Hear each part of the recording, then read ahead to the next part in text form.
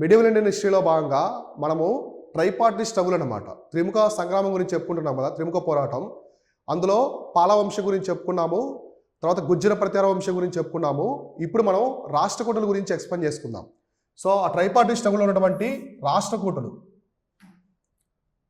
So రాష్ట్రకూటుల గురించి చూద్దాం. ఇప్పుడు మనం డిస్కస్ చేసుకునేది రాష్ట్రకూటులు. రాష్ట్రకూటులు వీళ్ళు 753 నుంచి 980 CE వరకు ఉన్నారనమాట. సో 980 CE వరకు ఆల్మోస్ట్ మనకి 200 years పైనే ఉన్నారు. 200+ years వీళ్ళు పరిపాలించారు, సామ్రాజ్యాన్ని పరిపాలించారు. వీళ్ళ కాలంలో ఉన్న ప్రధానమైన సంఘటనలు, రాజులు, socio economic conditions, art and architecture ఏమన్నా చూద్దాం ఎగ్జామ్ పాయింట్ ఆఫ్ వ్యూలో. వీళ్ళు మొత్తము ఈ యొక్క దక్కన్ ప్రాంతాన్ని, సో దక్కన్ ప్రాంతాన్ని వీళ్ళు పరిపాలించిన ప్రాంతం వచ్చేసి దక్కన్. సో దక్కన్ ప్రాంతాన్ని వీళ్ళు పరిపాలించారు. ఈ దక్కన్ ప్రాంతాన్ని 200+ years అనమాట. సో 200+ years, 200 సంవత్సరాలకు పైగా వీళ్ళైతే పరిపాలించారు. అంటే దాదాపుగా 10వ శతాబ్దం చివరి వరకు వీళ్ళు పరిపాలించారు దక్కన్ ప్రాంతాన్ని. దక్కన్ ప్రాంతం అంటే ఇప్పుడు ఉన్నటువంటి మహారాష్ట్ర, తెలంగాణ, ఆంధ్ర, మనకి ఇంకా కర్ణాటక ప్రాంతం వరకు వీళ్ళు ఆ ప్రాంతం మొత్తాన్ని కూడా కోర్ ఏరియాగా పరిపాలించారు. ఇంకా రాజ్య విస్తరణ చేశారు. కొంతమంది రాజులు అయితే తమిళనాడు, కేరళ వరకు విస్తరణ చేశారు వీళ్ళ రాజ్యాన్ని. పైన ఆ కనూజ్ వరకు గెలిచారు. ఉత్తర భారతదేశంలో ఉన్నటువంటి ఉత్తరప్రదేశ్లో ఉంది కదా హర్షవర్ధన్ రాజధాని, గుజ్జర ప్రత్యార వాళ్ళని ఓడించి, వీళ్ళు గుజ్జర ప్రత్యారాన్ని ఓడించి కనౌజ్ను కూడా కొన్ని మంత్స్ వరకు వీళ్ళు పరిపాలించారు. సో ఇప్పుడు చూద్దాం అసలు వీళ్ళు ఎలా వచ్చారు ఈ రాష్ట్రకూటులు అనేవాళ్ళు. Through the institutions of Chalukya Kings it assumed that the Rashtrakutas were the initial feeders of the Chalukyas. వీళ్ళు ఎవరంటే సామంతులుగా పనిచేశారు. మొట్టమొదటిగా వీళ్ళు సామంతులు పనిచేశారు. ఎవరికి? చాళుక్యులకి. సో బాదామి చాళుక్యులు ఉన్నారు కదా, పులకేసి, రెండవ పులకేసి, వీళ్ళు సామంతులుగా పనిచేశారు. బాదామి చాళుక్యులకి సామంతులుగా పనిచేసి ఈ యొక్క కీర్తివర్మన్ 2 అనమాట, రెండవ కీర్తివర్మన్ ఉంటాడు. ఎవరంటే రెండవ కీర్తివర్మన్. సో రెండవ కీర్తివర్మన్ ఇతన్ని చంపేసి ఈ రెండవ కీర్తివర్మన్ ఓడించి ఈ దంతిదుర్గ అనే అతను, ఎవరంటే దంతిదుర్గుడు.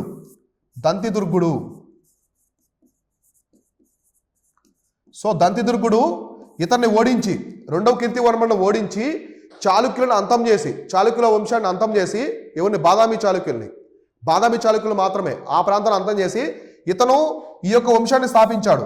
కాబట్టి రాజ్య స్థాపకుడు దంతిదుర్గుడు.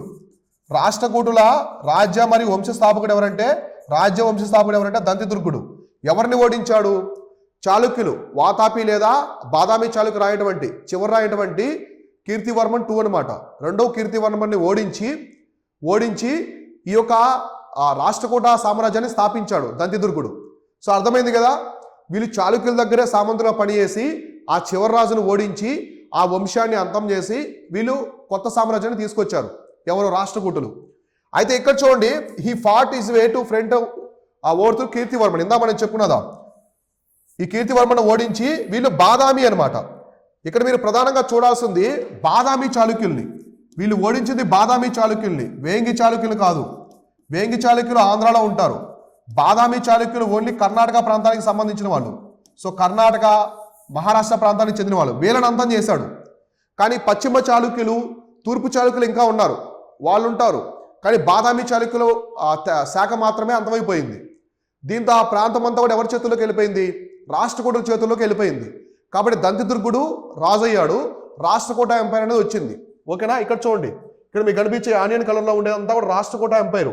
ఇక్కడ ఎక్కడో కన్నూజు, ఉత్తరప్రదేశ్లోని కన్నూజు నుంచి మనకు తమిళనాడులో చోళులు ఉన్నారు కదా, ఈ ప్రాంతం వరకు ఉండేది. సో కావేరీ నది వరకు ఈ మొత్తం ప్రాంతం అంతా కూడా రాష్ట్రకూట సామ్రాజ్యంలో అతిపెద్ద సామ్రాజ్యం. అంటే గొప్ప రాజు పాలనలో ఇంత పెద్ద సామ్రాజ్యం ఉండేది.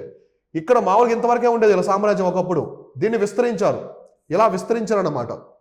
ఓకేనా? ఇలా రాష్ట్రకూట సామ్రాజ్యం అనేది ఏర్పడింది. రాష్ట్రకూట సామ్రాజ్యం అనేది ఈ విధంగా స్థాపించబడింది.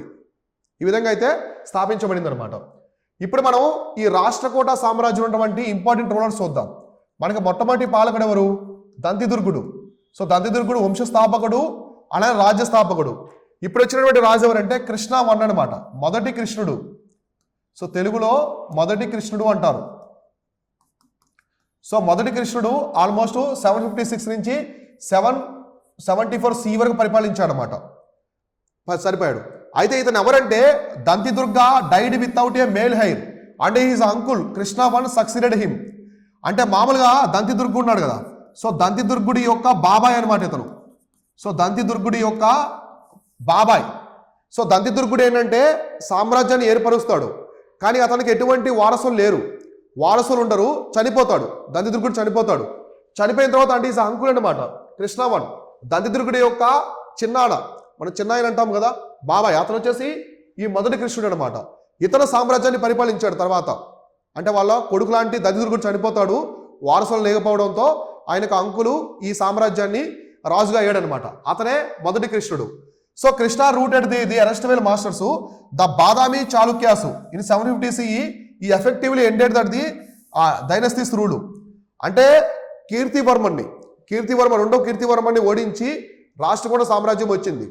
ఇంకా బాదామి చాళుక్యులు కొంత ప్రాంతం మేరకు ఉంటారు, కానీ వాళ్ళను కూడా పూర్తిగా అంతం చేయడంలో ఈ మొదటి కృష్ణుడు కీలక పాత్ర వహించాడు. అంటే దంతిదుర్గుడితో కలిసి ఈ బాదామి చాళుక్యుల వంశాన్ని అంతం చేయడంలో ఈ యొక్క కృష్ణుడు కూడా, మొదటి కృష్ణుడు చాలా కీలక పాత్ర వహిస్తాడు దంతిదుర్గుడు వాళ్ళ మీద అటాక్ చేసినప్పుడు. అర్థమైందా? తర్వాత he was the architect of the magnificent Kailasa temple of Ellora. మనకి ఎల్లోరా ప్రాంతం ఉంది, ఎక్కడ ఉంది? మహారాష్ట్ర ఉంటుంది. ఎల్లోరాలో కైలాసనాథ టెంపుల్ ఉంటుంది. ఎల్లోరాలో కైలాస ఆలయం. సో కైలాస ఆలయం, సో ప్రపంచంలో ఉన్నటువంటి మొత్తం ఇంజనీరింగ్ యొక్క డిజైన్స్లో ఇది మార్వెలస్ అనమాట, చాలా వండర్ఫుల్. ఇప్పటికి అతిపెద్ద రహస్యంగా మిగిలిపోయింది. ఇక్కడ చూడండి కైలాసనాథ టెంపుల్, ఇది ఒక పెద్ద కొండ అనమాట. ఒక పెద్ద కొండని తొలచి ఇక్కడ తయారు చేస్తారు లోపల. సో లోపల టెంపుల్స్ లా చేశారు. ఇది మీరు చూస్తే మీకు అర్థమవుతుంది. ఇక్కడ చూడండి, ఇక్కడ ఉన్నారు పీపుల్, ఇదంతా కూడా కొండ లోపల నుంచి చెక్కుంటూ వచ్చారు. ఒక పెద్ద మోనోలిథిక్ అనమాట. సో మోనోలిథిక్ అంటే ఒక పెద్ద కొండ ఇలా ఉంటుంది. ఇలాంటి కొండని వీళ్ళు టెంపుల్స్ లా మలిచారు. అంటే అప్పట్లోనే ఎంత పెద్ద టెక్నాలజీ ఉన్నది. సో మార్వెలస్ అనమాట. ఇంజనీరింగ్ మార్వెలస్ అంటారు. ఇంజనీరింగ్లో, సివిల్ ఇంజనీరింగ్లో ఇది ఒక మార్వెలస్ అంటారు. ఇప్పటికి కూడా ఎంతోమంది విదేశీ యాత్రికులు, ఇంజనీర్స్ వచ్చి ఆశ్చర్యపోయారు అనమాట. సో ఈ కైలాసనాథ టెంపుల్ ఎలా నిర్మించారు? కాబట్టి ఈ కైలాస ఆలయాన్ని ఎవరు నిర్మించారంటే రాష్ట్రకూటులు అనమాట. రాష్ట్రకూటులు ఎల్లోరా గుహలు అవన్నీ ఉంటాయి, ఎల్లోరా ప్రాంతంలో నిర్మించారు.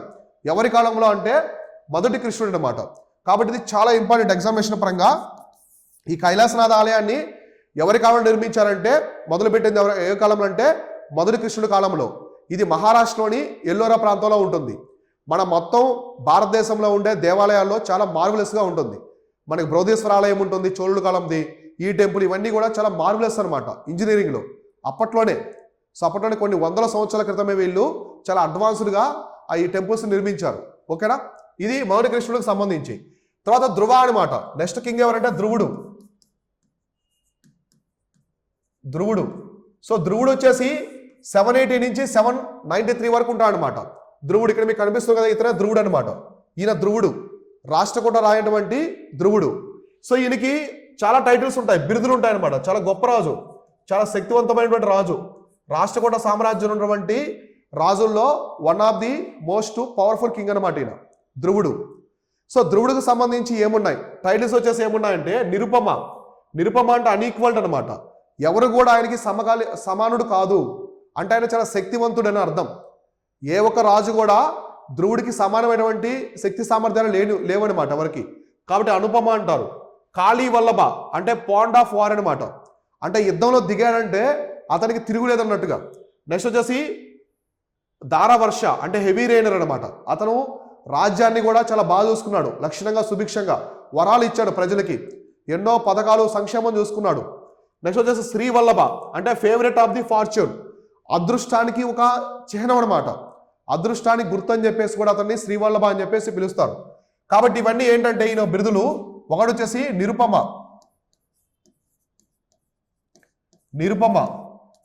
ఒకటి. తర్వాత వచ్చేసి కాళీ వల్లభ.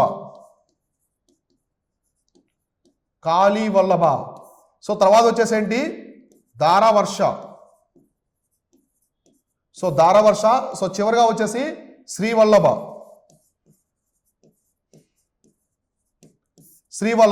సో ఇవన్నీ కూడా బిరుదులు అనమాట. ఇవన్నీ కూడా ఆయనకి సంబంధించినటువంటి బిరుదులు. ఎవరివి? ఈ యొక్క ధ్రువుడు రాష్ట్రకూట సామ్రాజ్యానికి సంబంధించినటువంటి పాలకుడైన ధ్రువుడికి సంబంధించిన బిరుదులు అనమాట. అయితే ఈయన చూడండి, Dhruva severely punished all kings worsted the Govinda two later civil war after the securing throne. అయితే ఇక్కడ ప్రధానంగా ప్రాబ్లం ఏంటంటే రాష్ట్రకూట సామ్రాజ్యంలో వారసత్వ యుద్ధం వస్తుంది, వారసత్వ పోరు, సింహాసనం కోసం ఇద్దరు వారసుల మధ్య యుద్ధం వస్తుంది. వాళ్ళు ఎవరెవరంటే ఒకటి ధ్రువుడు, సో ధ్రువుడు వర్సెస్ ఇంకొకరు ఎవరంటే రెండవ గోవిందుడు, గోవిందా టూ అనమాట. సో గోవిందా టూ, ఇక్కడ గోవిందా టూకి ధ్రువుడికి మధ్య సింహాసనం కోసం ఒక వారసత్వ పోరు వస్తుంది, అందులో ధ్రువుడు గెలుస్తాడు. ఇక్కడ గోవిందా టూకి ఈ తూర్పు చాళుక్యులు హెల్ప్ చేస్తారు. తూర్పు చాళుక్యులు అంటే వేంగి చాళుక్యులు ఉన్నారు ఆంధ్ర ప్రాంతంలో, వాళ్ళు సహాయం చేస్తారు. ఎందుకంటే ఈ యొక్క రాష్ట్రకూట ఎంపైరే కదా వాళ్ళ సోదరులైనటువంటి బాదామి చాళుక్యులు అణచివేసింది. అందువల్ల వేంగి చాళుక్యులు గోవిందవర్మకి సపోర్ట్ చేస్తారు. అయినప్పుడు కూడా ధ్రువుడే గెలుస్తాడు. ధ్రువుడే గెలిచి సింహాసనం అధిష్టిస్తాడు. మళ్ళీ గోవిందవర్మ టూ ఒక సివిల్ వార్ తీసుకొస్తాడు. సివిల్ వార్ తీసుకొచ్చినప్పుడు ఆ తిరుగుబాటు ఎవరైతే గోవిందాకి సపోర్ట్ చేశారో వాళ్ళందరూ కూడా చాలా కఠినంగా శిక్షిస్తాడు. అంటే శరీర భాగాలను నరికివేయడము, కాళ్ళు చేతులు తీసేయడము, ఇట్లా మరణశిక్ష విధించడము, చాలా సివియర్గా పనిష్మెంట్స్ ఉంటాయన్నమాట. కాబట్టి అప్పట్లో శిక్షలు, ధ్రువుడి కాలంలో శిక్షలు అనేవి చాలా దారుణంగా ఉండేది. తిరుగుబాట్లు తీసుకొచ్చిన వాళ్ళకి శరీర భాగాలు తొలగించడము, మరణశిక్ష విధించడము, తల శిరశ్ఛేదం చేయడం, తల నరికివేయడము, ఇట్లాంటి శిక్షలు చాలా సివియర్ శిక్షలనే ఉండేయన్నమాట. అలానే he made his his younger and but abler son Govinda three king during his life time. So ఇతని తర్వాత వచ్చినటువంటి సన్ ఎవరంటే గోవిందా త్రీ అనమాట. గోవిందా త్రీ తర్వాత సింహాసనాన్ని దర్శించాడు. ఇక్కడ మీరు మొత్తం గమనించాల్సింది ధ్రువుడి కాలంలో ఉన్నటువంటి బిరుదులు, ఆయనకున్న బిరుదులు ఎగ్జామ్ పాయింట్ ఆఫ్ వ్యూలో అడుగుతారు. నెక్స్ట్ రాష్ట్రకూట సామ్రాజ్యంలో వారసత్వ యుద్ధం ఎప్పుడు వచ్చిందంటే రెండవ గోవిందుడికి ధ్రువుడికి మధ్య ఈ వారసత్వ యుద్ధం అనేది కూడా వస్తుంది. ఓకేనా, ఇవి చూసుకోండి. తర్వాత వచ్చేసి గోవిందా త్రీ. నెక్స్ట్ వచ్చిన రాజు ఎవరంటే మూడవ గోవిందుడు.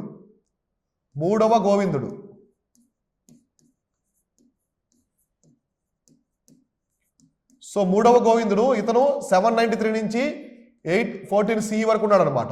814 CE వరకు ఈ రాష్ట్రకూట సామ్రాజ్యాన్ని పరిపాలించాడు. రాష్ట్రకూట సామ్రాజ్యాన్ని ఇతను చూస్తే greatest Rashtrakuta rulers who had titles of, ఇతనికి కూడా చాలా బిరుదులు ఉంటాయి. ఎవరికి? మూడవ గోవిందుడికి కూడా చాలా బిరుదులు ఉంటాయి. అవేంటంటే ఒకటి జగత్తుంగ అంటారు, ప్రామినెంట్ ఇన్ ది వరల్డ్ అనమాట. ఈయన బిరుదులు మనం చూస్తే జగత్తుంగ అంటే ప్రామినెంట్ అనమాట. ఆ ప్రామినెంట్ ఆఫ్ ది వరల్డ్ అంటే ప్రపంచాన్ని పెత్తందారీ చేసేవాడు అంటారు కదా, పెత్తందారీ అంటారు కదా. సో అట్లా ప్రపంచమనే తన అధీనంలో ఉంటుంది.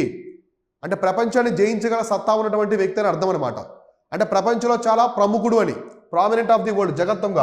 నెక్స్ట్ వచ్చేసి Kirti Narayana, the very Narayana in the respect frame. Next బిరుదు వచ్చేసి కీర్తి నారాయణ అనేది కూడా ఈ మూడవ గోవిందుడి యొక్క బిరుదు అనమాట.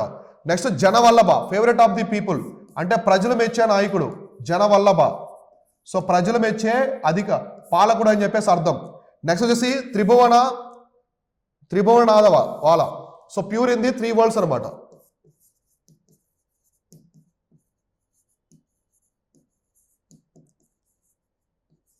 త్రిభువనాథవాల అంటే ప్యూర్ ఇన్ ది 3 వరల్డ్స్ అనమాట. మొత్తం మూడు ప్రపంచాల్లోనే చాలా గొప్పవాడని అర్థమైందా? అంటే మనకి భూమి, ఆకాశం, నీరు అని చెప్పేసి అర్థం అనమాట. మూడు ప్రపంచాలలో చాలా గొప్పవాడు. నెక్స్ట్ వచ్చేసి ప్రభుత్వ వర్ష అంటే అబండెంట్ ఆఫ్ ది రెయినర్. సో ప్రభుత్వ వర్ష అని చెప్పేసి అర్థం. నెక్స్ట్ వచ్చేసి శ్రీవల్లభ, ఇందాక ఉన్నటువంటి శ్రీవల్లభ బిరుదు కూడా ఇతను కూడా ఉందన్నమాట. శ్రీవల్లభ, ఇవన్నీ కూడా ఈయన యొక్క బిరుదులు అనమాట. ఎవరివి? మూడవ గోవిందుడి యొక్క బిరుదులు. రాష్ట్రకూట సామ్రాజ్యాన్ని పరిపాలించే రాజైనటువంటి మూడవ గోవిందుడి బిరుదులు ఏ ఉన్నాయి? జగత్తుంగ, కీర్తి నారాయణ, జనవల్లభ, త్రిభువన వల్ల, నెక్స్ట్ వచ్చేసి ప్రభుత్వ వర్ష, నెక్స్ట్ శ్రీవల్లభ. ఇవన్నీ ఆయన యొక్క బిరుదులు అనమాట, మూడవ గోవిందుడి యొక్క బిరుదులు. కానీ ఇక్కడ చూడండి, the first cruel rebellion of the elder brother in the south. అయితే ఇతని యొక్క ఎల్డర్ బ్రదర్ అనమాట, అంటే ఇతని యొక్క ఇతని అన్న ఏం చేస్తాడంటే తిరుగుబాటు తీసుకొస్తాడు. మీరు రాష్ట్రకూట ఎంపైర్లో గమనిస్తే ప్రతి రాజుకి 2 కొడుకులు ఉంటారు. వాళ్ళ మధ్య వారసత్వ యుద్ధం వస్తూనే ఉంటుంది. ప్రతి రాజు టైంలో వారసత్వ యుద్ధాలు అనేవి ఉన్నాయన్నమాట. ధ్రువుడు కాలం నుంచి వారసత్వ యుద్ధాలు అనేవి ఈ రాష్ట్రకూట సామ్రాజ్యంలో మొదలయ్యాయన్నమాట. అయితే ఇతను in the north after successful expedition against the Nagabhata of the Kanauj and annexation of the Malwa along the Kosala, Kalinga, Vengi, Dahala, Vadraka, Govinda 3 again turned into south అనమాట. అయితే ఇతను ఎంత గొప్ప రాజు అంటే నాగభటుడు ఉంటాడు, ఇతనికి సమకాలీకుడుగా నాగభటుడు ఉన్నాడు కదా, గుజ్జర ప్రతిహారాలు. ఆ నాగభటుడిని ఓడించి కొన్ని ప్రాంతాలు ఆక్రమించుకున్నాడు. సో అవి ఏ ప్రాంతాలు అంటే కోశల, కళింగ, వేంగి, దాహల, వద్రక ఈ ప్రాంతాలన్నీ కూడా ఆక్రమించుకొని తర్వాత సౌత్ వైపు వచ్చాడు. అంటే ఈయన నార్త్కి వెళ్ళాడు. ఇక్కడ చూడండి మ్యాప్లో. సో ఇక్కడ నుంచి మాణికటకం నుంచి నార్త్కి వెళ్ళి ఈ కోశల ప్రాంతం ఈ ప్రాంతాలంతా ఆక్రమించుకొని మళ్ళీ సౌత్కి వచ్చాడు అనమాట. ఎవరిని ఓడించాడంటే నాగభట్టుణ్ణి, గుజ్జర ప్రత్యార వంశానికి చెందినటువంటి నాగభట్టుణ్ణి ఓడించి, రెండవ నాగభట్టుణ్ణి ఓడించి తర్వాత మళ్ళీ ఆ ప్రాంతాలను జయించి మళ్ళీ సౌత్ వైపు వచ్చాడు. ఎవరు? మూడవ గోవిందుడు. కాబట్టి ఈయన కూడా చాలా శక్తివంతమైన రాజుగా మనం చెప్పుకోవచ్చు. ఇక్కడ కనిపించే ఈ మూడవ గోవిందుడు మరొక శక్తివంతమైన రాష్ట్రకూట పాలకుడుగా మనం చెప్పుకోవచ్చు అనమాట. ఈ బిరుదులు చూసుకోండి. ప్రధానంగా వీళ్ళకి ఇంపార్టెంట్ ఏంటంటే రాష్ట్రకూట సామ్రాజ్యంలో ఎగ్జామినేషన్ పాయింట్ ఆఫ్ వ్యూలో ఎక్కువ బిరుదులు అడుగుతూ ఉంటారు. నెక్స్ట్ వచ్చేసి అమోఘ వర్ష. మొత్తం రాష్ట్రకూట ఎంపైర్లోనే చాలా గొప్ప రాజు అనమాట అమోఘ వర్షుడు.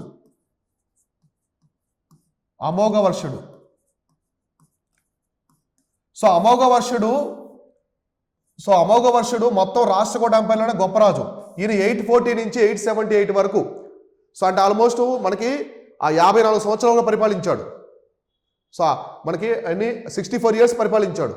చాలా గొప్ప రాజు అనమాట, చాలా గొప్ప రాజు. అర్థమైందా?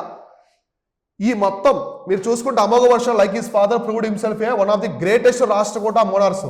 అంటే రాష్ట్రకూట సామ్రాజ్యంలోనే గొప్ప పాలకుడు, అత్యంత శక్తివంతమైన రాజు. ఇప్పటివరకు మనం చెప్పుకున్న అందరు రాజుల్లో కల్లా చాలా గొప్ప రాజు ఎవరంటే రాష్ట్రకూట సామ్రాజ్యంలో అమోఘ వర్షుడు. ఇక్కడ మీకు కనిపించాయన అమోఘ వర్షుడు అనమాట. ఈ అమోఘ వర్షుడే చాలా శక్తివంతమైన రాజు రాష్ట్రకూట సామ్రాజ్యంలోనే. ఇతని టైంలో తిరుగుబాటు ఇట్లాంటివి ఏవి లేవు. చుట్టుపక్కల సామ్రాజ్యాల మొత్తాలు కూడా వణికేవన్నమాట ఇతనితో యుద్ధాలు చేయాలంటే.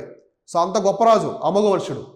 సో ఈయనకి కూడా చాలా టైటిల్స్ ఉన్నాయన్నమాట, బిరుదులు. చూడండి రాష్ట్రకూట ఎంపైర్లో అందరికీ బిరుదులు ఉంటాయి, ఈయనకి కొన్ని బిరుదులు ఉన్నాయి. ఒకటి వచ్చేసి ఏంటంటే నృపతుంగ అంటే ఎగ్జాల్టెడ్ అమాంగ్ కింగ్స్ అనమాట.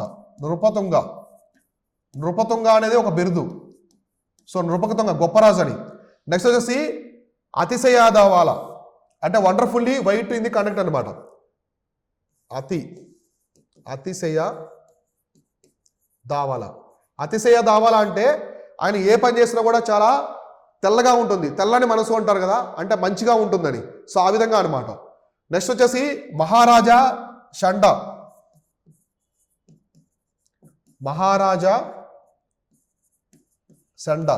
సో ఇది కూడా ఈయన ఒక బిరుదు అనమాట. నృపతుంగ, అతిశయ దావల, మహారాజా షండ.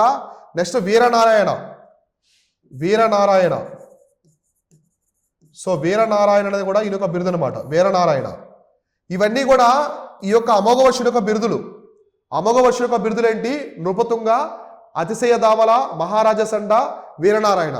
ఇవి వచ్చేసి రాష్ట్రకూట రాయినటువంటి అమోఘ వర్షుడు బిరుదులు అనమాట. అలానే ఈయన చూడండి inscriptions count among the most prominent followers of the Jainism. ఈయన పాటించిన మతం జైన మతం అనమాట. ఇక్కడే ఇంపార్టెంట్ థింగ్ ఒకటి ఉంది. అంటే మనకి ఇప్పుడు కర్ణాటక ప్రాంతం, ఈ ప్రాంతంలో జైన మతాన్ని చాలా పీక్ స్టేజ్కి తీసుకెళ్లాడు. అంటే స్వర్ణయుగం అనమాట. జైన మతానికి స్వర్ణయుగం అమోఘ వర్షుడు కాలంలో. చాలా పెద్ద సామ్రాజ్యం, రాష్ట్రకూట సామ్రాజ్యం చాలా పెద్దది. గొప్ప రాజు ఉన్నాడు, ఆయన జైన మతాన్ని స్వీకరించాడు, జైన మతాన్ని పాటించాడు. కాబట్టి రాష్ట్రకూట రాజులందరూ కూడా హిందూ మతాన్ని పాటించారు. ఒక్క అమోఘ వర్షుడు మాత్రమే జైన మతాన్ని పాటించాడు. అమోఘ వర్షుడు జైన మత అభివృద్ధి కోసం తన సర్వస్వం పెట్టేశాడు. అందుకే మన కర్ణాటక ప్రాంతంలో ఇవాళ జైన మతం అనేది చాలా గొప్పగా ఉందంటే ఇది ఈయనొక కృషి అనమాట. మనకి ఎప్పుడు ఏన్షియంట్ ఇండియాలో ఆ భద్రబాహుతో కలిసి చంద్రగుప్త మౌర్య వచ్చాడు, కర్ణాటక ప్రాంతానికి వచ్చి శ్రావణ బెల్గంలో సెటిల్ అయ్యారు. అక్కడి నుంచి జైన మతం అనేది అభివృద్ధి చెందింది. అమోఘ వర్షుడు దాన్ని పీక్ స్థాయి తీసుకెళ్లాడు, అత్యున్నతమైన స్థాయి తీసుకెళ్లాడు జైన మతాన్ని అమోఘ వర్షుడు. సో అర్థమైందా? కాబట్టి ఈయన జైన మతాన్ని ఈయన పాటించిన మతం ఏంటంటే జైన మతం. Next he was not only author of the himself but also patron of authors. Amogha వర్షుడు మొత్తం రాష్ట్రకూట ఎంపైర్లో ఉండే అందరు రాజుల కంటే కూడా ఎక్కువ మంది కవులను ప్రోత్సహించాడు. తన ఆస్థానంలో ఎక్కువ మంది కవుల్ని ప్రోత్సహించినటువంటి ఆ రాష్ట్రకూట రాజు ఎవరంటే అమోఘ వర్షుడు. ఒక పక్క జైన మతమే కాకుండా సాహిత్యాన్ని కూడా చాలా గొప్పగా తీసుకెళ్లాడు, కవులందరినీ బాగా ప్రోత్సహించాడు. నెక్స్ట్ జనసేన అని చెప్పేసి, Janasena the author of the Adipurana was among the Jaina preceptors of the Amogha Varsha. ఈయన కాలంలో జనసేనుడు అని చెప్పేసి ఒక అతను ఉండేవాడు, జనసేనుడు. సో జనసేనుడు అనే ఇతను ఒక జైన కవి అనమాట, జైన కవి, జైన మతానికి సంబంధించినటువంటి కవి అనమాట. ఇతను ఆస్థానం ఉండేవాడు. ఈయన రాసినటువంటి గ్రంథం వచ్చేసి ఆది పురాణం. జైన మతానికి సంబంధించినటువంటి ఆది పురాణం అనే గ్రంథం రాశాడు. ఎవరు? జనసేనుడు. ఈ జనసేనుడు ఎవరంటే అమోఘవర్షుడు యొక్క ఆస్థాన కవి, జైన మతానికి సంబంధించినటువంటి కవి అనమాట. ఈయన ఆస్థానంలో ఉండేవాడు. ఆయన రాసిన గ్రంథం వచ్చేసి ఆది పురాణం. అర్థమైందా? కాబట్టి అమోఘవర్షుడు సాహిత్యానికి ఇంపార్టెన్స్ ఇచ్చాడు. అలానే జైన మత అభివృద్ధి కోసం కూడా చాలా వరకు కృషి చేశాడు. ఎందుకంటే ఆయన జైన మతాన్ని ప్రోత్సహించాడు కాబట్టి. అమోఘవర్షుడు తర్వాత వచ్చినటువంటి రాజు ఎవరంటే మూడవ కృష్ణుడు. సో పేర్లు ఇలానే ఉంటాయి, అవి కృష్ణా 3 అనమాట. మూడవ కృష్ణుడు, మూడవ కృష్ణుడు, మూడవ కృష్ణుడు. He was the last in line of the brilliant rulers. అంటే రాష్ట్రకూట రాజుల్లో గొప్ప రాజుల్లో చివరి వ్యక్తి అనమాట. ఇతని తర్వాత అంతా కూడా వీక్ అయిపోతుంది. రాష్ట్రకూట సామ్రాజ్యం అంతా కూడా చాలా బలహీనపడిపోతుంది. ఓకేనా? సో ఇక్కడ చూడండి, Krishna 3 defeated the Chola king Parantaka, annexed the northern part of the Chola empire, distributed the Chola kingdom among his servants. ఈ కృష్ణా 3 ఎంత శక్తివంతమైన రాజు అంటే, ఇక్కడ పరంటక చోళ అని ఒక రాజు ఉంటాడు. పరాంటక చోళుడు అంటే చోళరాజు అనమాట. పరాంటక చోళుడిని ఓడించాడు. పరాంటక చోళుడు ఓడిపోయాడు, కృష్ణా 3 గెలిచాడు. పరాంటక చోళుడిని ఓడించి, చోళరాయుడు పరాంటక చోళుడిని ఓడించి తన సామ్రాజ్యంలో ఉండే ఉత్తర ప్రాంతాలని ఇతర సామ్రాజ్యంలో కలుపుకున్నాడు. ఫర్ ఎగ్జాంపుల్ మీరు ఇండియా మ్యాప్ చూడండి, క్లారిటీగా అర్థమవుతుంది. సో ఇదంతా కూడా ఏంటి? రాష్ట్రకూట ఎంపైర్, ఇది చోళ ఎంపైర్. ఇక్కడ పరాంటక చోళుడు నోపించి ఇంతవరకు ఈ ప్రాంతాన్ని కూడా ఇతని యొక్క రాజ్యంలో కలుపుకున్నాడు, రాష్ట్రకూట ఎంపైర్లో కలుపుకున్నాడు చోళ సామ్రాజ్యాన్ని. కాబట్టి మూడవ కృష్ణుడు, రాష్ట్రకూట సామ్రాజ్య రాజు అయినటువంటి మూడవ కృష్ణుడు ఏ యొక్క చోళరాజును ఓడించాడంటే పరాంటక చోళుడిని ఓడించి చోళ సామ్రాజ్యంలో ఉన్న ఉత్తర ప్రాంతాలని తన రాజ్యంలో కలుపుకొని చోళుల్ని సామంతులుగా చేసుకున్నాడు. కాబట్టి చోళులు మొత్తాన్ని తన సామంత రాజ్యంగా చేసుకున్నాడు. చోళ సామ్రాజ్యాన్ని తన సామంత రాజ్యంగా చేసుకున్న రాష్ట్రకూట రాజు ఎవరంటే మూడవ కృష్ణుడు. Then pressed down the Rameswaram and set up a pillar of victory and built a temple. ఇతను ఎప్పుడైతే చోళులను ఓడించాడో రామేశ్వరం దగ్గర ఒక విజయ స్తంభాన్ని నాటాడు. విజయ స్తంభం అంటే విక్టరీ పిల్లర్ అనమాట. అంటే నేను చోళులను ఓడించాడని చెప్పేసి వాళ్ళ సామ్రాజ్యంలోనే రామేశ్వరంలో ఒక విజయ స్తంభం నాటాడు. ఈ విజయ స్తంభం అంటే ఒక పెద్ద స్తంభాన్ని నాటడమే కాకుండా, సో ఇలా స్తంభాలు ఉంటాయన్నమాట. దీని మీద రాస్తారు, అంటే దీని మీద ఉంటాయన్నమాట. అంటే రాష్ట్రకూట రాజు అనేటువంటి, సో రాష్ట్రకూట ఇలా ఉంటాయి. సో రాష్ట్రకూట రాజు అనేటువంటి ఇలా ఉంటాయన్నమాట, ఇలా. సో రాష్ట్రకూట రాయటువంటి మూడవ కృష్ణుడు చోళ సామ్రాజ్య అధిపతి అయినటువంటి పరాంటక చోళుడిని ఓడించి ఈ స్తంభాన్ని ఇక్కడ నాటుతున్నామని చెప్పేసి గుర్తుగా ఉంటాయన్నమాట. దీంతో పాటుగా ఆలయం కూడా, రామేశ్వరంలో ఒక ఆలయాన్ని కూడా నిర్మించారు. ఎవరు? ఈ మూడవ కృష్ణుడు. తర్వాత ఇతని యొక్క మరణం తర్వాత లేట్ 1996 CEలో, వెరీ ఎర్లీ 96లో opponents united against the successor of the half brother Khottiga. చూడండి, కట్టిగా. సో కట్టిగా అనే అతను ఇతను ఒక పాలకుడు అనమాట. సో కట్టిగానే అతను, సో ఆ బ్రదరు ఎవరు? మూడో కృష్ణుడు యొక్క, సో వీళ్ళ యొక్క పిన్ని కొడుకు అనమాట. పిన్ని కొడుకు, ఫాదర్ మాత్రం సేమ్, ఆ బ్రదరు. ఈ కట్టిగా పరిపాలించే కాలంలో ఇతను చనిపోయిన తర్వాత ఇతను ఒక ఆ బ్రదరు కట్టిగా పరిపాలిస్తూ ఉంటాడు. కానీ అతను చాలా బలహీనుడు అవడంతో చుట్టుపక్కల ఆ సామ్రాజ్యంలో ఉండే సామంతులు మొత్తం కూడా అగైనెస్ట్ తిరుగుబాటు చేస్తారు. ఇతని మీద తిరుగుబాటు చేసి ఫైనల్గా ఈ మాండ్యకటకం, సో మాండ్యకేట రాజధాని అనమాట. కాబట్టి మాండ్యకేట అనేది ఏంటంటే రాష్ట్రకూటుల యొక్క రాజధాని. సో రాష్ట్రకూటుల యొక్క రాజధాని ఏంటంటే మాండ్యకేట. ఈ మాండ్యకేట మొత్తాన్ని కూడా వీళ్ళు ఆక్రమించుకొని తగలబెట్టేస్తారు. వాళ్ళ మీద కోపంతో మొత్తాన్ని కూడా తగలబెట్టేస్తారు అనమాట. So by the Paramara king and the emperor was the forced abandoned by the Manyakheta. So చూడండి, burnt by the Paramara king. ఈ యొక్క రాష్ట్రకూటుల రాజధానిని దహనం చేసినటువంటి రాజు ఎవరంటే పరమార వంశస్థులు. పరమార వంశం ఉంటుంది, వీళ్ళు మధ్యప్రదేశ్లో ఉంటారు. పరమార వంశానికి చెందిన రాజులు ఈ మాండ్యకటకం మీద దండెత్తి, మాండ్యకటకం అంటే ఏంటి? మాండ్యకేట అంటే రాజధాని అనమాట, రాష్ట్రకూటుల యొక్క రాజధాని. అక్కడి నుంచే వీళ్ళు పరిపాలించేవాళ్ళు.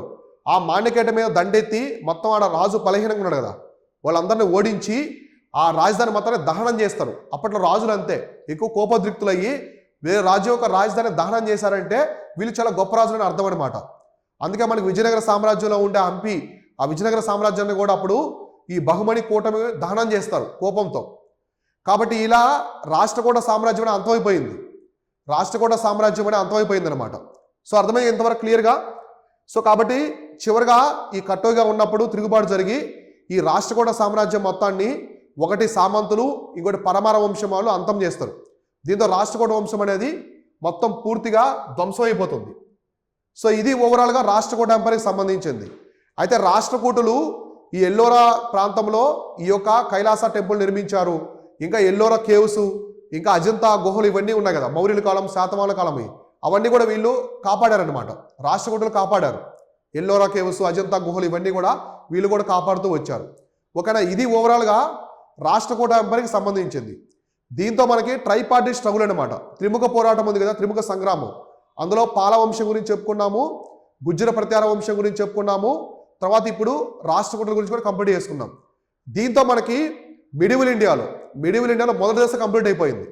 తర్వాత మనకి చోళులు వీళ్ళంతా వస్తారు. చోళుడు అంటే ఇంపీరియల్ చోళాస్ అనమాట, ప్రాచీన చోళులు కాదు, మలి చోళులు వీళ్ళంతా నెక్స్ట్ క్లాస్లో మనం క్లారిటీగా డిస్కస్ చేసుకుందాం. తర్వాత రాజపుతులు, మహమ్మదీయులు భారతదేశం ఇంకా ఎలా వచ్చారు, మహమ్మద్ గోరి, మహమ్మద్ గజని, ఢిల్లీ సుల్తాన్లు, ఇవన్నీ తర్వాత మనం క్లారిటీగా డిస్కస్ చేసుకుందాం.